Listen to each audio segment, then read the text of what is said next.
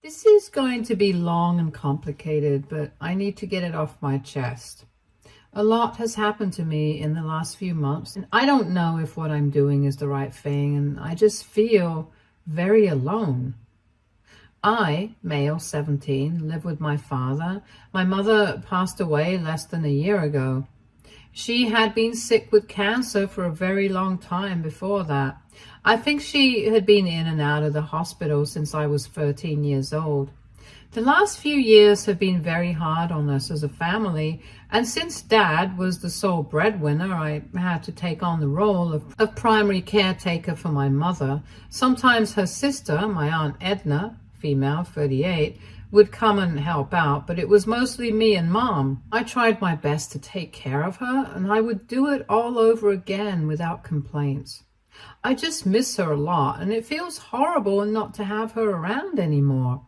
It has been a long time now, but I still keep missing her. Not a day goes by that I don't go to sleep without talking to her and telling her about my day.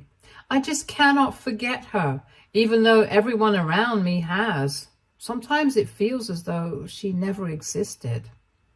The same is not true for my father. I don't know why, but he has changed a lot. It didn't take him long to move on from Mom. He took all her photos down. He doesn't talk about her, and he doesn't have any mementos of hers with him. I don't know why he is this way, because I saw them being deeply in love ever since I was a child. It was just the three of us, and the house was full of so much love and happiness. And then Mom got sick, and suddenly all of it faded away. I remember that by the end, Dad had become very snappy and irritable, and I should not be saying or feeling this, but it felt as though he was waiting for her to die. He started staying longer at work and used to avoid being with her. It was horrible to watch, but thankfully, Mom was too tired to realize and understand that her own husband was ignoring her. I tried my best to fill his shoes, but I don't think I did a very good job of it. And then my dad did something that nobody had ever imagined. He started dating Aunt Edna a few weeks after Mom's death. I don't think I have ever felt so angry and betrayed by anything in my life, and I don't think I ever will. How could he move on so quickly? Mom and he had been married for 20 years. How was it so easy for him to just replace her with someone else, and not just anyone, but her own sister? It was disgusting. My father told me that he did not expect me to understand right now, but I would understand when I'm older. But as of now, I just needed to respect his decision. I told him that I hated him and would never respect his decision to get together with his dead wife's sister. I asked him how it was so easy for him to just move on so quickly, but he didn't say anything. I had a huge fight with him where I called him all sorts of names, but all he could say in his defense was that I would understand his position someday. I told him that he was a disgusting piece of shit and that I hoped I never became a man like him. I know I hurt him with my words, but I wanted to. I wanted him to feel the pain I was feeling, the pain Mom would have felt. She would be so distraught if she found out what was happening only months after her death. It was vile and disgusting, and everyone was making me feel as if I was the villain because I wasn't accepting their relationship. Even Aunt Edna tried to talk to me, saying that I should be happy this is happening in the family so that she can help me move on better. I wanted to slap her right then. I told her that this was not a breakup that I needed to move on from. This was my mother she was talking about, and I would never move on from her death. I also told Aunt Edna that just because she had replaced Mom in Dad's life did not automatically mean she could do so in my life too. She told me that she didn't want to replace anyone, just start a new family. I told her that I was not interested in a new family. My family was my mother and my father, and if he chose to have a new family with her so soon, at the cost of my mother's memories, I did not want to be a part of this family. Both of them tried to convince me multiple times, but I refused to budge. It got so bad that I used to keep myself locked in my room all the time and only came out to eat or go to school. I shut down every attempt from my father to talk to me, and gradually he stopped trying altogether. So it was as if we were in some kind of stalemate in the house. We didn't speak to each other and just kept to ourselves. It was toxic and suffocating, and I know Dad was hoping that I would relent so he could strong-arm me into accepting their relationship, but I stayed firm. I could not allow this, and I know he didn't need my permission to do anything, but I knew that I could never accept something like this, especially so soon. I had thought that this was the lowest he could go, but he surprised me completely. A month and a half ago, my aunt and my father's new girlfriend moved into the house. Things had not normalized between Dad and me by that time. He did not tell me what he was doing, and I got no heads up. I just woke up one morning to a lot of commotion, and I saw Aunt Edna with suitcases and boxes. I asked her what was happening, but she didn't say anything and stormed to her room.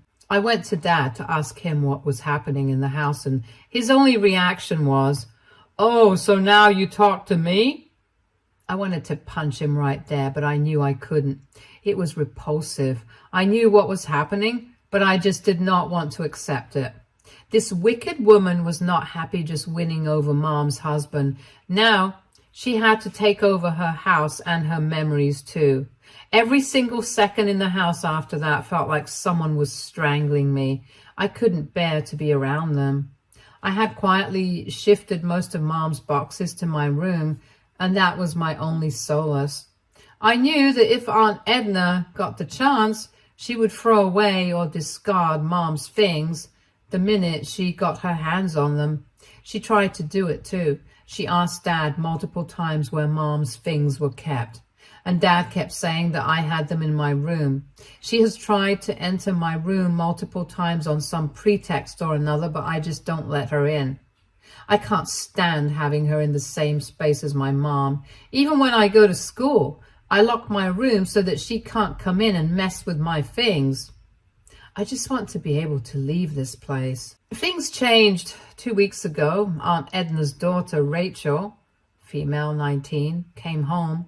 Now, Rachel and I have had a fairly good relationship. We are close in age, so we spent a lot of time together growing up. It was as though I had a real sister. But then Mom got sick, and I spent most of my time caring for her, so Rachel and I kind of drifted apart. We did keep in touch, but we weren't as close as we used to be. Aunt Edna moved Rachel into the house 2 weeks ago. I was kind of happy to see her because I felt I would now have someone to talk to.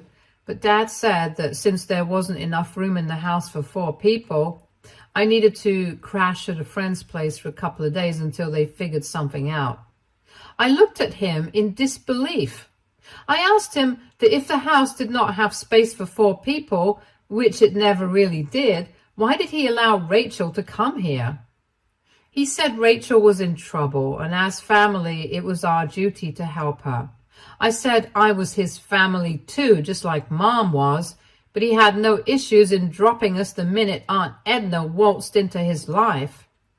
He didn't say anything to that, but told me I had to compromise and stop being difficult, or he would be forced to take action. To be honest, nothing this man does really surprises me anymore. He has sunk to such a horrid level that now I expect him to be a disgusting piece of crap anyway.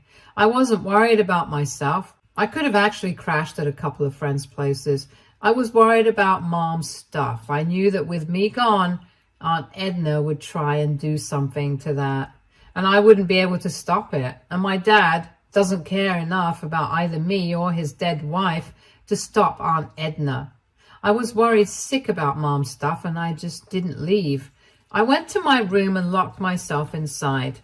Edna kept on banging on the door a couple of hours later, asking me to come out so that we could talk. But I just didn't listen to her. I didn't leave my room that day. I was mortified about what could happen, and my paranoia was reaching new heights. The next day, I woke up quite early, locked my room, and went downstairs to grab something to eat. To my utter shock, Dad was sleeping on the couch, waiting for me, it seems. The moment he heard me, he got up and told me that he wanted to talk to me. I said I was not interested in talking to him. I tried to grab something from the fridge and sprint back upstairs, but he blocked my way. I tried to move past him, but I was unsuccessful. He told me point blank that I had a week to move out because they couldn't house me anymore, and that he was choosing Rachel over me because I was an insufferable and ungrateful brat who had no gratitude for what he was doing for me. So he would just stop doing it. He told me the maximum he would do out of the goodness of his heart was to send me some money for expenses, but that I needed to leave and make room for his new family. I had tears rolling down my eyes. I didn't even recognize this man. I thought I had only lost one parent, but that was when I realized my other parent did not even look at me as his child. I was just a person to him, or rather a burden that he could shrug off any time he wanted, and I knew that I was powerless in front of him. I could not do anything. I had to listen to him because at the end of the day, this was his house, and he was the one who was feeding me and taking care of me, and he did not owe me anything. At any given point in time, he could just choose to stop supporting me, and I had to be okay with that. I'm turning 18 soon anyway, so he can use that as his defense as well. I know it is favoritism and hypocrisy because he is willing to house and support a 19-year-old Rachel, but not his own son. I don't know what has gotten into him, or maybe he was always like this. A selfish and disgusting human being, and it just took this tragedy and trauma to see him for what he really is. I didn't say anything, went back to my room and cried my heart out. I was being abandoned by my only living parent, and despite everything he had been doing to me for the last few months, it still hurt. We hadn't been talking to each other, and I had begun to realize that maybe I didn't matter to him.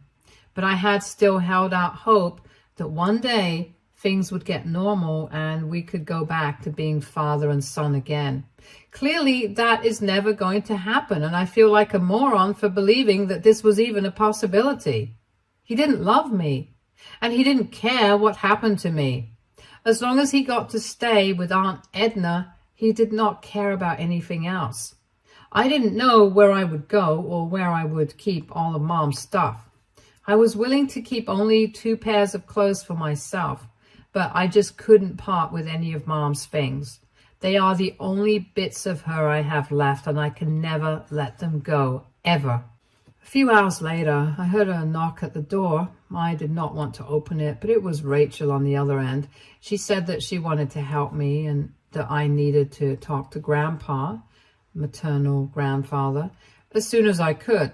She then slid a letter under my door. I didn't trust her, if I'm being honest. I know she was a good person, but it had been years since we had had an actual contact or bond.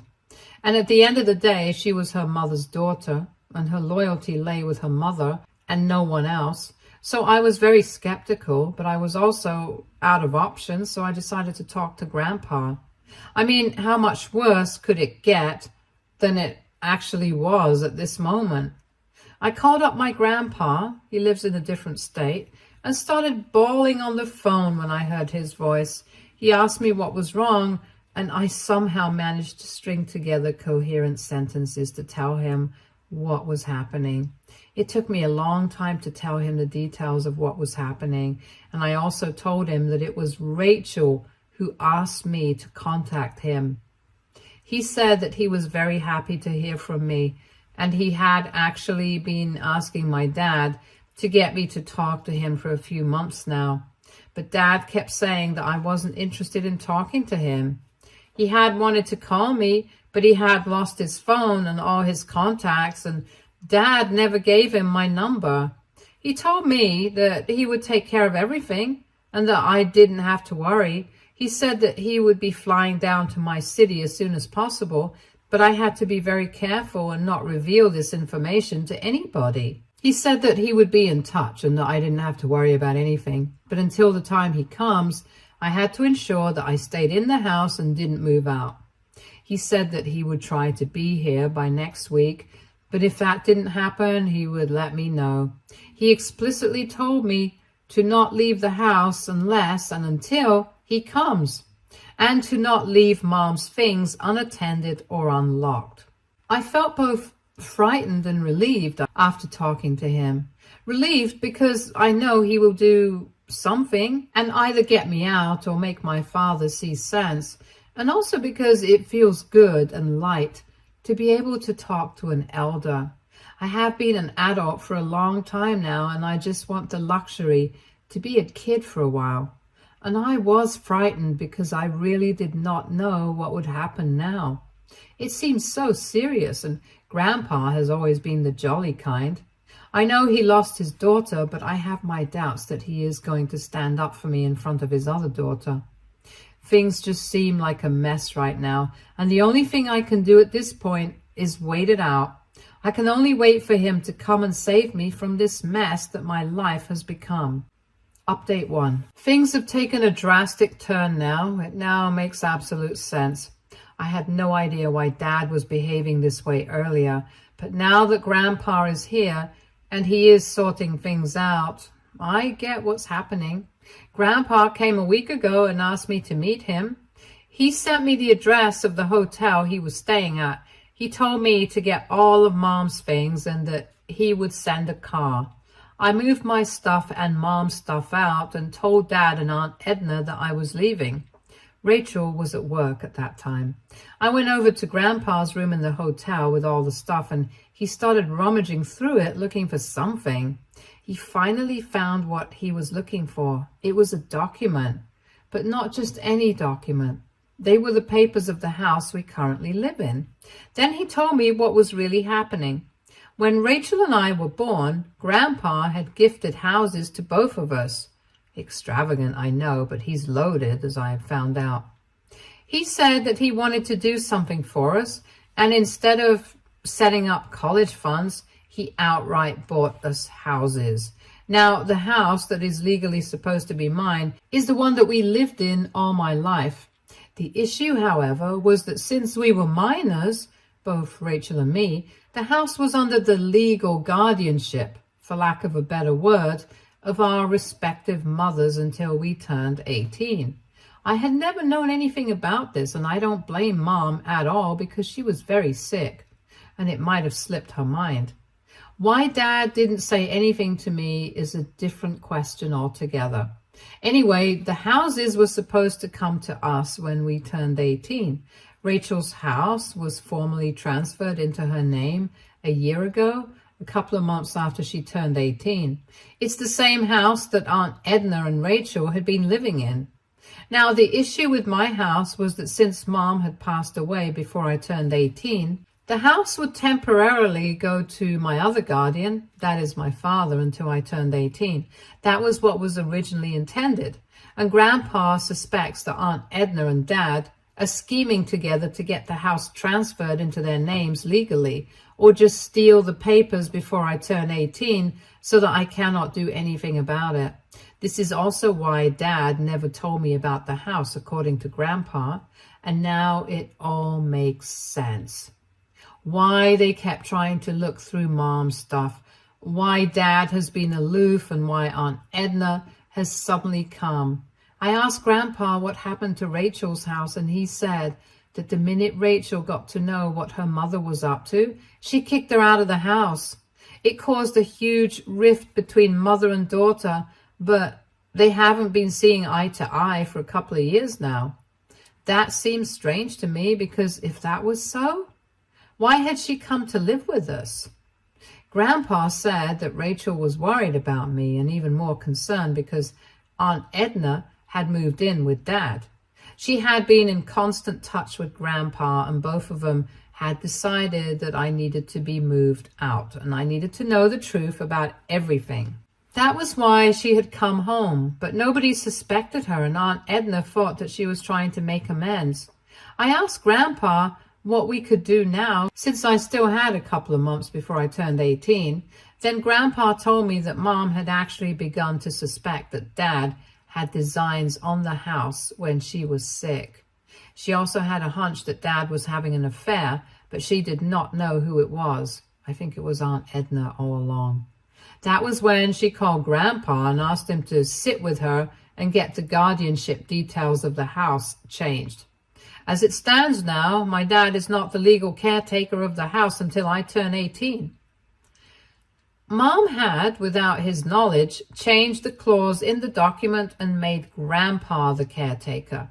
That was the document he was looking for, and that was the document my father had no idea existed. So all his attempts at taking over the house were moot because he has no guardianship over it anyway. I know this is not the legal terminology for it, but this is how Grandpa explained it to me, and this is what I understand. So essentially, Dad has no right to be in the house anymore. And my grandpa is going to do just that. He said that he has decided he's going to live with me in the house until I turn 18, and since he is the guardian as of now, he is going to throw Dad and Aunt Edna out. I got scared when he said that. I couldn't believe that I had this kind of power over my dad, and to be honest, I wouldn't know what to do with it. I'm still a kid who lost his mom and has a troubled family, and I don't want to get embroiled in legal issues too. I have handed over the reins to Grandpa, and I'm just going to do as he says. I'm too exhausted by whatever has been going on, and I just need some peace. I told Grandpa that I would do as he says, and he told me not to worry. I just hope these issues resolve themselves, because I don't think I have it in me to take any more drama or hurt. I'm completely broken, and I just want out. Update 2. We confronted Dad and Aunt Edna. When they saw Grandpa and me together, they turned pale. Grandpa just waltzed inside the house, and Dad tried to protest, but he shut him up real quick. He had also brought his lawyer with him, and I could see that both Dad and Aunt Edna were very nervous. Grandpa, without wasting any time, told Dad that he was the guardian of the property for the next few months and he wanted to relocate here, which is why he was giving Dad a month's notice to leave the place.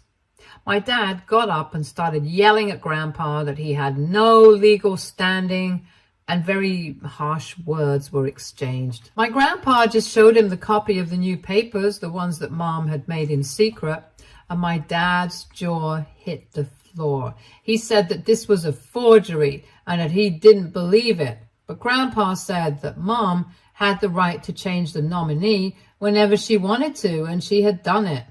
So Dad couldn't really do anything but accept it. Dad could not believe that this had happened, and neither could Aunt Edna. Rachel was laughing. It genuinely seemed that she was enjoying this entire meltdown, and for the first time, she came over to my side and hugged me. I hugged her back and thanked her for everything she had done for me. When Aunt Edna saw this, she realized that Rachel had gone behind her back to help me, and she yanked her arm and slapped her straight across the face. She hit her really hard, and now Rachel has a cut on her face. And the badass girl that she is, she just started grinning and said that she was now going to press charges. Aunt Edna sank to the floor in tears. She kept on saying that she was her daughter and that she couldn't do something like this, but I could see the hate in Rachel's eyes. She's not going to let Aunt Edna get off easy. Dad realized that all of this was developing into a huge shit show, and both he and his little girlfriend were caught on the wrong side. Here, he starts to make amends. He tried to take me aside and talk to me, but Grandpa stopped him. He said that there was no need now to talk to me since he had made it very clear that his loyalties lay with Aunt Edna, not me. Dad said that this was between father and son, and Grandpa had no right to interfere. I told Dad that Grandpa has every right to interfere, and I did not want to talk to him anyway. Nothing he could say to me now would make any difference. And finally, all the pent-up anger came out. I called him every name in the book and told him everything that I really thought of him. I told him that he was a failure of a husband and dad, and therefore a failure of a man. I said that he had the chance to make things right and to let us be a family again, but he was too greedy and selfish to ever want anything that would ease others' pain. I don't even remember half the things I said because I had no control over myself in that moment. When I stopped, everyone was quiet. Rachel just took me upstairs to my room and sat with me for a long time. I feel so grateful that I at least have someone to look out for me, my sister and my grandfather. I don't know what I would be doing if they hadn't been here with me. I don't know what is going to happen next, but at least I know that I won't have to fight this battle alone anymore. I know now that I have support and that I am not wrong for not accepting my father's treatment of me and his complete disregard and disrespect for the memories of my mother. Update 3. This will be my final update for all of those who were hoping for a dramatic and teary-eyed reconciliation between father and son. I'm sorry to burst your bubble, but none of that has happened. Rachel pressed charges on Aunt Edna. Aunt Edna tried every trick in the book to stop her, but Rachel is as stubborn as one can get. Grandpa has moved in and Dad has a month to move out. He has been trying to talk to me one-on-one, but I reject every attempt. Moreover, Grandpa is keeping vigil and my dad is really scared of him, so he isn't trying anything again. We got back all of Mom's stuff. It's still safely kept in my room and I plan on putting it back in place once Dad is gone. I will seal Mom's room because I don't need an entire house to myself anyway. A lot of you suggested I go to therapy to deal with everything that has happened. I suggested the same to Grandpa. And while he doesn't believe in this stuff, he has given me money to get help. Rachel has been coming over every day to give me company. I hate how we had all this distance between us, but I know that she has always been looking out for me. She has said she's going to help me find a good therapist and that we can always hang out together. It's not a very happy update, but it seems like things will soon fall into place. I don't think I'm ever going to talk to my dad again, even if he does feel remorse, which he doesn't at this point. The trust has been broken and nothing on earth can make it the same again. Thanks, Reddit. You have helped a lot. Stay tuned for more stories from Our Girl Relationships.